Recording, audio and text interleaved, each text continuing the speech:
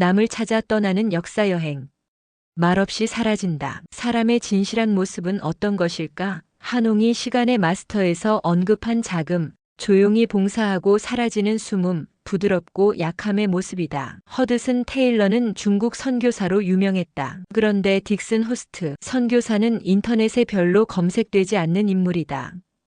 이 사람은 잊히기 위해 산 사람이다. 그에게는 사람들로부터 잊히는 것이 삶의 목표였던 것 같기도 하다. 사도 바울이 말한다. 나는 날마다 죽노라. 헤르만 헤세의 소설 동방 순례에 나오는 레오라는 인물이 있다. 레오는 순례 여행을 함께 한 구성원이었다. 그 무리에서 레오는 낮에는 순례자들의 식사를 준비하고 밤에는 피로에 지친 여행객들을 위해 악기를 연주했다. 허드렛 일을 도맡아 했다. 레오는 여행객들의 복지와 건강에 대해 책임을 졌다. 책임은 내가 지고 보상은 남에게 미룬다. 일찍이 다사는 말했다. 내게 책임을 돌리고 남을 책하는 일이 적다. 여행객들의 갈등과 다툼을 해결해 주었다. 여행객들은 낮은 자세로 묵묵히 일한 레오의 존재를 하찮게 보았다. 자신을 낮추고 허름하며 존재를 드러내지 않는다. 레오는 한마디로 말해 하인과 같은 자였다. 그러나 레오는 늘 밝은 표정이었다. 어느 날 무리에서 하인 역할을 하던 레오가 사라졌다. 그러자 무엇인가 일이 풀리지 않고 순례자들 사이에서 다툼이 잦아졌다. 여행이 엉망이 되어버렸다. 뒤늦게 사람들은 레오가 진정한 리더였음을 실감하게 되었다. 레오가 떠난 후에야 여행객들은 레오의 소중함을 깨달았다. 그리고 레오를 그리워하고 찾아 나섰다. 나중에 사람들은 레오가 한 종교 집단의 지도자임을 알게 되었다. 레오는 이 순례단을 후원하던 교단의 최고 지도자였다. 레오는 자신의 이름을 드러내지 않은 채 주어진 일을 끝내고 어디론가 사라졌다. 이 레오를 모델로 해서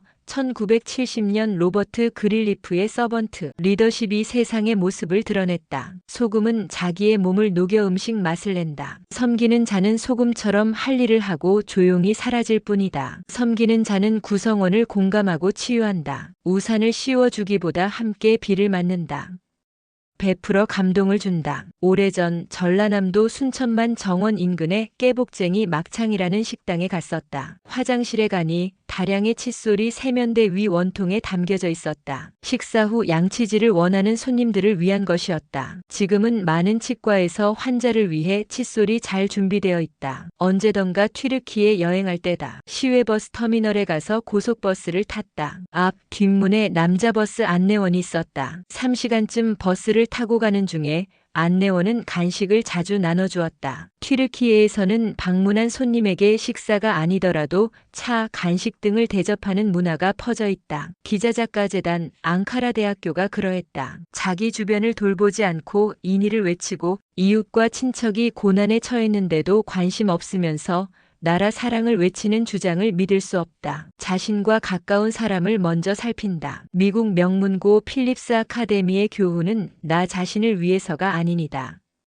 들어와서 지혜를 길러 나가서 나라와 인류를 위해 더욱 섬겨라. 라는 하버드 대학교 교문 위에 쓰인 글과 맥락이 같다. 영혼을 존중한다. 남을 소중한 존재로 대한다. 나를 존중하고 나서 비로소 남을 존중할 수 있다. 1779년 정조는 효종의 능을 참배하고 돌아가는 길에 꽹과리를 치는 어린이와 마주쳤다. 저희 아버지가 유배지에서 돌아올 때가 지났는데 아직도 오지 않고 있습니다. 속히 돌아오도록 도와주세요.